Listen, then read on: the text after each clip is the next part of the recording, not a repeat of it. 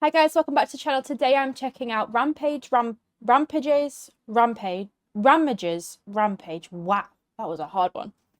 US submarine sinks 5 ships in 37 minutes. The USS Parche. This should be interesting.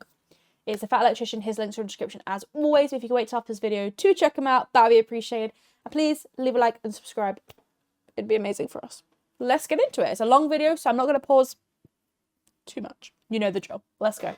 Ah, yes, that time a single U.S. submarine took on an entire 23-ship convoy by itself. What? Today we're talking about the USS Parche and its commander, Lawson Red Ramage, the first submarine commander in U.S. history to earn the Medal of Honor and survive. But first, a word from our sponsor. Can we use that sponsor money for my breast reduction? What? Thanks. Wow. There's no ad this week. Moving on. Ramage was born in 1909 and graduated from the U.S. Naval Academy in 1931. After graduating from the Naval Academy, he would serve on destroyers as an engineering officer, a radio officer, and a navigator. Then in 1935, he decides that he wants to try out to be on a submarine. So he goes in, takes his physical, and fails immediately because his vision isn't good enough because he has an eye injury from when he wrestled in high school. The very second he fails that vision test, he makes a decision. He decides that he's not going to let this stop him from serving on a submarine. In a demonstration of grit and determination, he decides that he is going to take that vision test again tomorrow. And unlike next time he takes this test, he's going to fucking cheat, because if you're not cheating, you're not trying. So as he makes his way out, he instructs a couple of his friends to memorize a different line of the vision test, gets that information from them later, puts the entire thing together, memorizes the entire vision test verbatim, and shows back up the next day ready to take this test again. So he takes the vision test, gets 100. That is some commitment. Like, I want him to pass just for the commitment, let alone the test. 100%, no problem whatsoever. At this point, the optometrist, the same optometrist from yesterday, is like, I know what you're doing. So he goes over, changes the board, and he's like, okay, now read me that one. At this point, Ramage is like, shit. But he figures, hey, we're already here, we're gonna give it a shot anyways. So he covers up his bad eye first, reads the lines the doctor tells him to read, doctor tells him to switch eyes, and he goes, and recovers his bad eye again, reads the lines the doctor tells him to read. In the back of his head, he's like, I cannot fucking believe that this just worked. Yeah. And the doctor is like, oh, hey, you passed. You must have just like had a bad day yesterday or something. And he's like, yeah, that was it. Anyways, now he's going to submarine warfare school. So he goes off, gets trained in submarine warfare, does great, ends up getting assigned to his first submarine, the USS S-29. He works there for about 8 months. Then he gets rotated over to Pearl Harbor, where he is the sound and communications officer, working directly under the commander of the entire Pacific submarine fleet. And that is where he is on December 7th, 1941, when Pearl Harbor is attacked, aka the Japanese commit the biggest cardinal sin on the planet, fucking with America's boats. Don't you dare. So basically, he got like a really high roll as well, and he cheated. That's mad. One fin on that boat. Don't touch the boat. Yeah. Nemo. I love Nemo.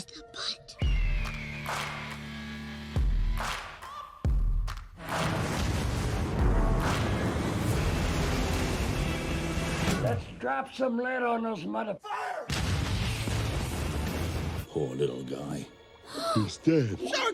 So obviously all of America is extremely pissed off, but Ramage is exceptionally pissed because he was actually there at Pearl Harbor when it happened. And here's the catch with that. Right after Pearl Harbor, over half the American surface fleet was temporarily out of commission due to all the damage, meaning that the only answer that America had at this point in time was the submarine fleet. To which Ramage is like, put me on a sub, I want to go get some revenge. So that's exactly what happens. He gets assigned to the USS Grenadier as a navigation officer. They go out and sink 2 Japanese ships right off the bat, and Ramage is awarded a Silver Star for his contribution. So right off the bat, Ramage is obviously doing pretty good. At this point, they decide they're going to give him his own submarine. He becomes the commander of the USS Trout. Okay, now here's the thing with being a commander of a submarine during World War II. You were only allowed to go out with the same submarine and the same crew as its commander for a total of 4 war patrols, because the leadership believed that after 4 war patrols, a commander would either become too reckless or too conservative, and they had to rotate him out. So Ramage goes through his first 3 war patrols, and they they are just not going the way that he had hoped. It's not the heroic revenge that he was really looking for. After 3 war patrols, he only manages to sink 3 Japanese ships. And just to be clear, that's not for lack of trying. He goes out and finds a ton of Japanese ships and shoots an abundance of torpedoes at all of them, but every single time that he fires the American Mark 14 torpedo, it either veers off course or it hits but then doesn't blow up. It becomes very clear to Red Ramage that he, his crew, and the USS Trout are not the problem here. It is the American Mark 14 torpedo. During their second war patrol, they actually find the Japanese battleship, the Kirishima, and fire 5 torpedoes at it, and all 5 of them veer off course, miss, or are duds. Don't get me wrong, it all works out in the end because the greatest battleship commander of all time, Admiral Willis Ching Lee, ends up sinking the Kirishima with the USS Washington in the greatest battleship versus battleship conflict the world has ever seen. But Red Ramage is still absolutely furious that he didn't get that glory because he should have sank the Kirishima right then and there. So fast forward, Ramage and the USS Trout are on their 3rd war patrol. They go to sink a Japanese cargo ship. They fire 2 torpedoes at it, which is absolutely enough to take out a cargo ship. Surprise, surprise, one of them is a complete dud. The other one, like, kinda half-ass explodes, but not really, damaging the ship a little bit. And Ramage is just absolutely furious with the situation altogether. At this point, he's on his 3rd war. This guy is, props to him because he really is committed to his job.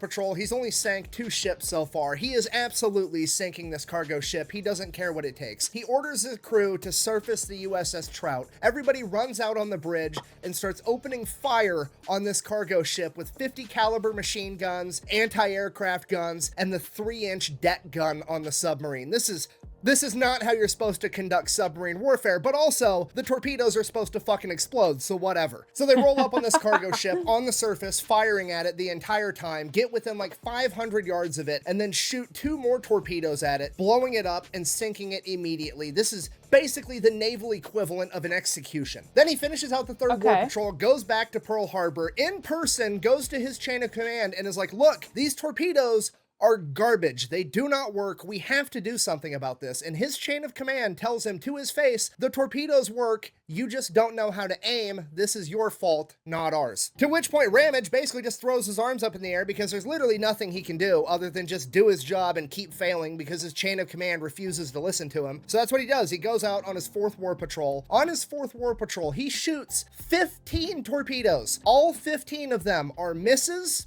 and duds. And the worst part is, remember I said earlier, you only get 4 war patrols as a commander before you're labeled as too conservative or too reckless. Well, because on his 4th war patrol, Ramage didn't manage to sink any Japanese ships, he is labeled as too conservative, despite the fact that he shot almost every torpedo he had, and they were all just duds. I mean, Ramage literally just did a drive-by execution with a submarine on his last war patrol, yet somehow they're gonna call him too conservative, which serves to infuriate him even more because that's just gonna make him even more angry because he knows exactly what he wants to do, and it's not working yet.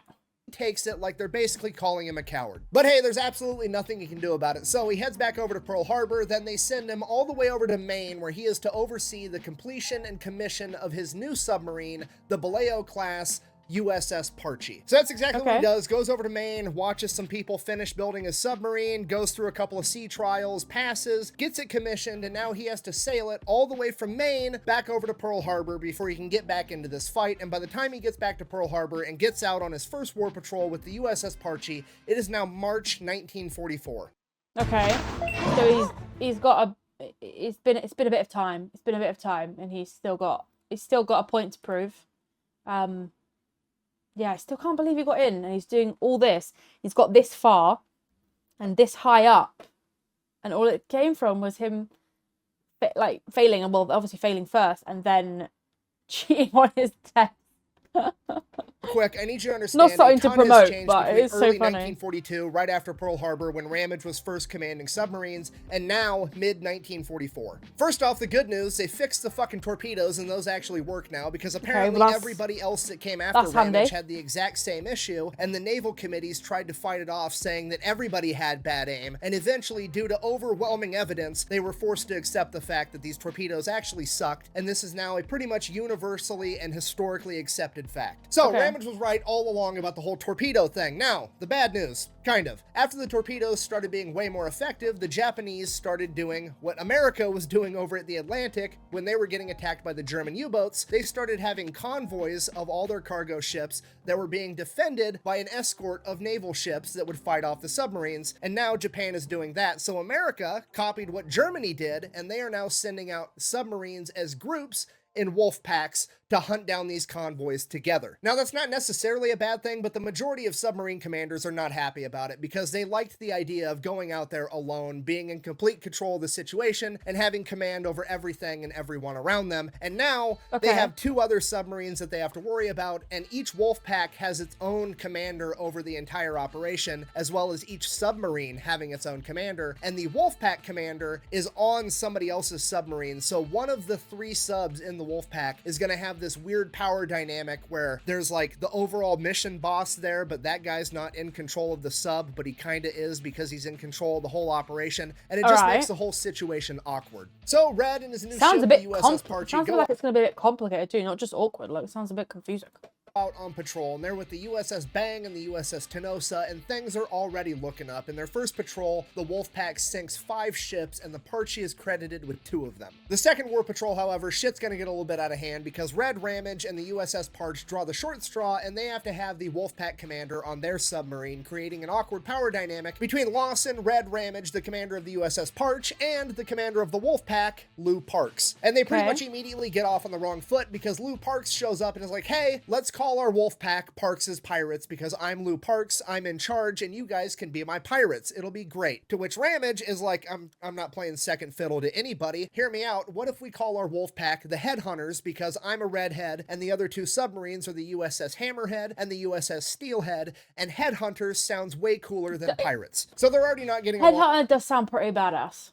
But regardless, they get underway, they get the second war patrol kicked off, and they're going to go take the fight to the enemy. So July 30th, 1944, like 8 o'clock at night, the USS Parche gets a radio transmission from the USS Steelhead. Hey, I found an enormous convoy of Japanese ships. We should attack them. To which Ramage is like, absolutely. I've been looking to get into a good firefight for a while now. Let's go. And he takes off full steam ahead straight towards that convoy. So originally, the USS Parche was like 30 miles away. They've been traveling at full speed for hours, like 3 hours now. They still haven't seen a single thing. Ramage wants to radio back over to the USS Steelhead, who's supposed to be tracking the convoy, and be like, hey, did they change course? What's going on? We should have intercepted them by now. Lou Parks, on the other hand, is like, no, that's not the protocol. We need to maintain radio silence and just keep going potentially the wrong way until somebody else gets a hold of us. What's the point in that? Going the wrong way? Like, surely ringing them to find out, like, have they changed? But then, I suppose, are they not being updated regularly with their movements? Lou are button heads, they have a fight. Eventually, they end up radioing over to the USS Steelhead, and the USS Steelhead is like, yeah, they changed course hours ago, and you guys are like way off course. Why have they not been told that? That's crazy. They've been going the wrong way for hours.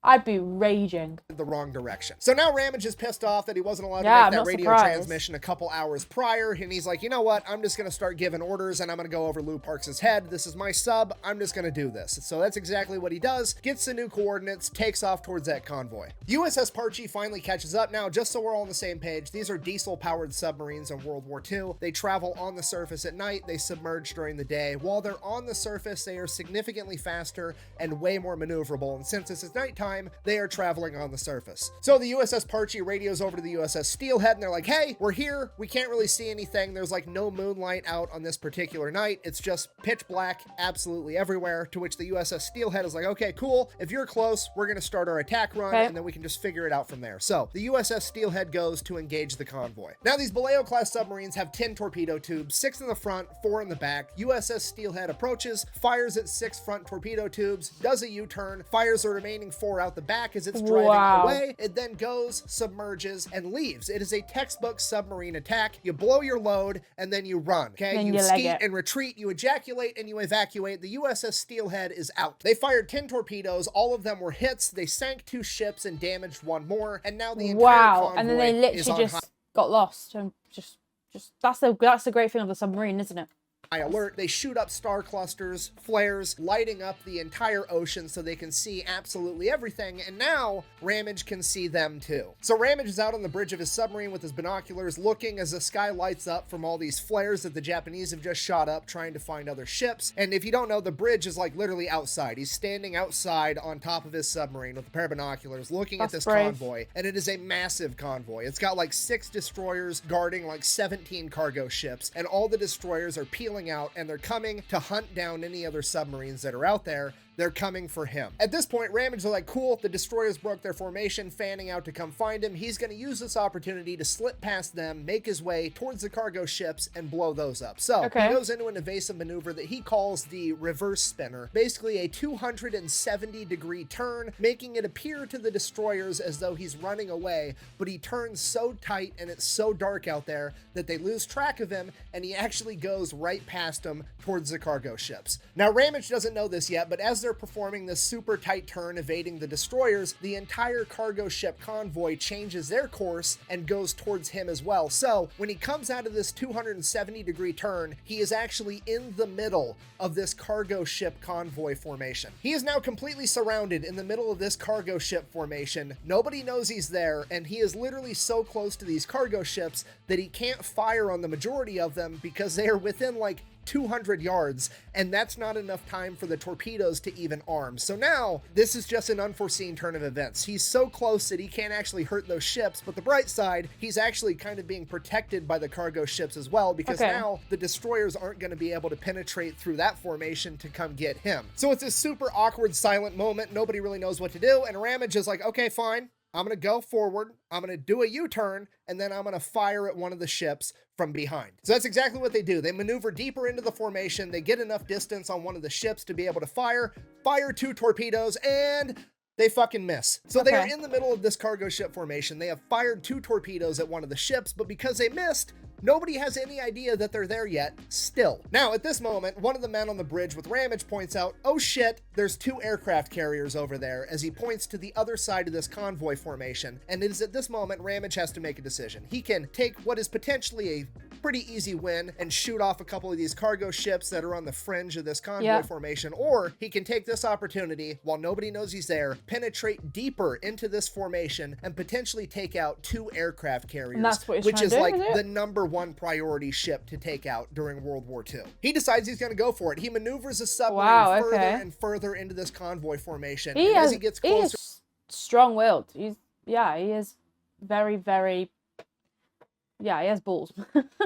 to these aircraft carriers, he figures out they're not actually aircraft carriers, they're oil tankers, but that is still a major objective to take out. At this point, Frank Alcorn, the torpedo officer in the conning tower, is like, hey, I've been keeping track of that first ship that we missed. We're perfectly lined up on the stern side to take a shot at it with another torpedo. Do you want to do it? Ramage is like, absolutely, take the shot. They fire a single torpedo and score their first hit of the night. Then he turns his attention back to the tanker. They fire the 4 remaining torpedoes from the front at this tanker. All 4 hit and sink the tanker immediately. At this point, all hell breaks loose as the Japanese realize that there is a submarine inside of their formation as the cargo ships begin veering off, trying to make room for the destroyers and the destroyer escorts to penetrate the formation to be able to take out the USS Parche. And you have to remember, Ramage only has 3 torpedoes left and they are all on his stern side, so he orders a tight U-turn as they get the ass end of the submarine lined up with that second tanker, which unbeknownst to them at the time is actually the Oguru Maru, the flagship for the entire convoy,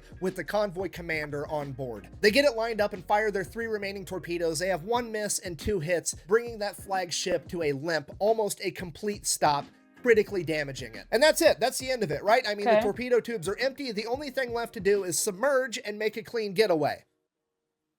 But apparently not today. As the USS Parche comes under heavy machine gun fire from the escorts and the destroyers trying to defend the convoy, Commander Ramage decides that he's gonna do some gangster shit. He orders everybody off the bridge, including his boss, Lou Parks. Just complete dad energy of go wait in the car, I'll handle this. As everybody on the bridge makes their way back down into the submarine, Ramage points out the quartermaster, you're staying with me. I need somebody to be my witness. Basically just stand in the corner and yell World Star while I do this. Here is the personalized plan. It's a fact that as well, it's like he's just taking control and he doesn't care. Like, He's just taking control of everyone. But he knows what he's talking about. And what he is doing is working, so... Ramage and this quartermaster on the bridge taking machine gun fire as Ramage orders his I think it's on crew the to bridge as refill well. the torpedo tubes, which I cannot Crazy. stress to you enough is absolutely unprecedented. Literally, no one has ever tried this in combat in U.S. Navy history at this point in time. And a lot of you are probably like, well, what's the big deal with reloading a torpedo tube in the middle of combat? I mean, people reload guns in the middle of combat all the time. Yeah, they reload guns. This is not the same thing, okay? These torpedoes are 20 feet long and weigh 3,000 fucking pounds, okay? This is like 10 grown men about to give themselves hernias while they're using winches and hoists and all kinds of machinery and shit to load these gigantic explosive metal dicks into a tube to shoot at the enemy. This is not something that you want to be doing on the surface of the ocean, period, getting knocked around by the waves, but you especially don't want to be doing it in the middle of combat while you're getting shot at on the surface. No, and now you the don't. crew is also trying to reload these enormous torpedoes while they're performing evasive maneuvers, but somehow they manage to get 2 torpedoes up in a matter of like 4 minutes, which I cannot stress to you enough is absolutely incredible. Ramage then immediately lines up the front of the USS Parche with the first ship he sees, fires both torpedoes, 2 hits, sends it to the bottom of the ocean. Then Ramage does a tight U-turn and doubles back towards the flagship, which is now basically dead in the water, waiting for his men to reload more torpedoes. As he gets closer and closer, the torpedoes still aren't up yet, and that's when he gets an idea. He pulls the submarine right up to the ass end of the Oguru Maru, basically hiding behind it from all the other gunfire because these ships don't want to fire on their own flagship. You could literally reach out from the USS Parche and touch this ship is how close they were. He got it so close that the guns on the Oguru Maru couldn't actually shoot at it, and he's just sitting there waiting, hiding behind their own flagship. Then a couple minutes later, he gets word that there are 3 torpedoes up on the stern side. He peels off in a hard right, accelerates away, lines up the ass end of the sub up with the flagship, fires 3 torpedoes, sending it to the bottom of the ocean. In all the commotion and the darkness of night, the Japanese lose track of where the USS Parche is, and now it's just out in the middle of the formation in the darkness as spotlights are searching for it everywhere, as Ramage scans around looking for his next target, and he's looking and he's looking and he's totally in the zone trying to figure out the next most important target that they can take out while his crew is down below reloading more torpedoes. Ramage is so in his own headspace, and he's the only man on the bridge besides a quartermaster that he doesn't manage to notice that there is a gunship headed straight towards him, attempting to ram him and cut the USS Parche in half. The quartermaster, the only other man on the bridge that could see this coming, tries to get Red's attention, but he can't, so he yells down into the sub that they're about to be rammed. And at this point, the helmsman, Chet Stinton, takes matters into his own hands, and he orders full speed ahead. He doesn't know what direction he needs to go, but he knows that being up to speed when he finds out is going to make all the difference. Moments later, Ramage sees a gunship bearing down on them. Oh shit, and he orders full speed ahead, but his crew's already done it, and now it's just a matter of waiting to see if they're gonna make it as the gunship gets closer and closer as the USS Parche desperately tries to get out of its way. As the collision course of the gunship passes the midline of the USS Parche, Commander Ramage orders a hard right, kicking the ass end of the sub out of the way as the gunship and the USS Parche drive right past each other, headed opposite directions. And as they pass one another, They did it. Oh my god. That moment must have been so scary as well. Because you don't know if you're going to die. Like, that is crazy. Red Ramage looks over at the control tower of the gunship and tips his cap in a complete gangster move as he makes his way towards his next target. He's actually a savage. Like, Alas, my children, this is the day you shall always remember as the day that you almost... Uh-oh. Captain Jack Sparrow. Commander Ramage regains his bearings, and he is now out of the frying pan and into the fire because he is boxed in by a ship on either side, and there is an enormous troop transport headed right at him. And if they meet in a head-on collision, Parche is not going to win. So he does the only thing he can do. He slows the ship down, trying to buy more time before this collision as his men frantically try to reload the torpedo tubes at the front of the USS Parche. They get 2 torpedoes up moments later, and he fires them immediately, which is absolutely not ideal to be firing torpedoes at the front of a ship. They can glance off the side. It's a smaller target to hit. Can they like backfire? Ill-advised altogether, but it's the only option that they have. And as fate would have it, both torpedoes would hit, bringing this enormous troop carrier to a screeching halt, dead in its tracks. This gives Ramage just enough room to shoot the gap, breaking out of the Japanese convoy formation, and as they cross the midline of this troop carrier, they make another hard left, lining up the ass end of the sub up as the crew gets one last torpedo up and ready to fire at this troop transport. And as the USS Parche makes its getaway, putting distance between itself and the Japanese convoy, it fires that last torpedo, sinking that Japanese troop carrier with over 5,000 troops on board, where over half of those men would be lost at sea. At this point, the USS Parche is absolutely going to make a clean getaway, and Ramage knows that as he looks back and watches the escorts and destroyers try to chase him down before he gets ready to go back below deck so they can submerge. One of the destroyers, using its signal light, signals to Ramage, "Who are you?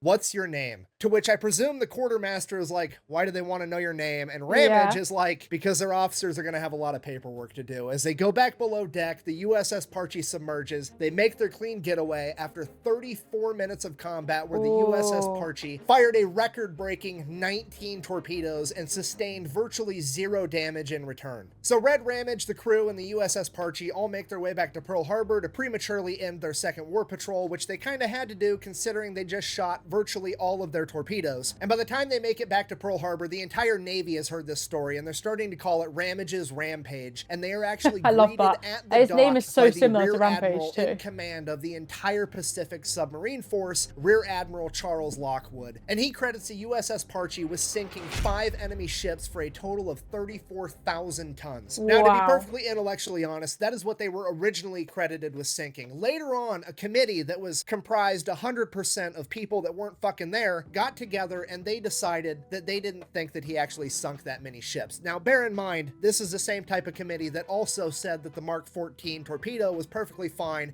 and everybody else just had bad aim. So this committee, in its infinite wisdom, gets together and they decide that Commander Ramage, the USS Parche, like a and piece its of work, crew the only committee. managed to sink 2 enemy ships during their entire 34-minute battle, where they shot 19 torpedoes at like point-blank range. But whatever, that's what's on some of the official records, but everybody knew the real truth, and for that reason, Commander Lawson P. Red Ramage was awarded the Medal of Honor and became the first submarine commander to do so and survive. And Ramage 100% credited his survival to his crew, and he felt that his Medal of Honor was just as much theirs as it was his. Team effort. And for that reason, he made a certificate and gave it out to every single man in his crew, and it read as follows, quote, "The captain wishes to emphasize the fact that the Medal of Honor was accepted from the President of the United States as the nation's tribute to a fighting ship and her courageous crew. He feels every officer and man whose loyal cooperation and able assistance contributed to the success of the USS Parche has an equal share in this award, which he holds in trust for you with pride